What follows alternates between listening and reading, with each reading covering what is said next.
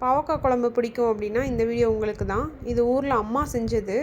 இதை பாவக்காய் புளிக்குழம்புன்னு சொல்லலாம். ஃபஸ்ட்டு குக்கரில் நல்லெண்ணெய் சேர்த்துட்டு கொஞ்சமாக வெந்தயம், 2 பச்சை மிளகா, சின்ன வெங்காயத்தை நறுக்கி போட்டு நல்லா வதக்குனதுக்கப்புறமா பழுத்த தக்காளியை போட்டு நல்லா எண்ணெயிலே வதங்க விடணும். கூடவே கொஞ்சமாக உப்பு சேர்த்துட்டு நல்லா கழுவி வச்சுருக்க பாவக்காவை சேர்த்து நல்லா வதக்கி விட்டுறணும்.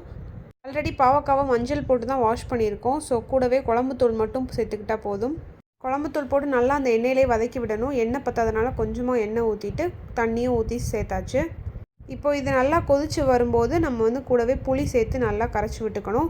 கொஞ்சமாக மண்டை வெல்லம் போட்டுக்கணும். உங்களுக்கு இனிப்பு ஃப்ளேவர் பிடிக்கும், அந்த புளிப்பு இனிப்பு கலந்து அந்த டேஸ்ட் வேணும் அப்படின்னா மண்டை வெல்லம் சேர்த்துக்கலாம். கூடவே விளக்கெண்ணெய் 1 ஸ்பூன், அப்புறம் கொஞ்சமாக கருவேப்பிலையை கசக்கி சேர்த்துட்டு நம்ம 4 விசில் விட்டு எடுத்தோம்னா சூப்பரான குழம்பு ரெடி. எப்போயுமே குக்கர்லேருந்து குழம்பு எடுத்ததுக்கப்புறமா கொஞ்சம் நேரம் கொதிக்க விட்டால் தான் நம்மளுக்கு தண்ணி சுண்டி வரும். இந்த குழம்பு உங்களுக்கு யூஸ்ஃபுல்லாக இருந்ததுன்னா மறக்காமல் கமெண்ட் செக்ஷனில் கமெண்ட் பண்ணுங்கள்.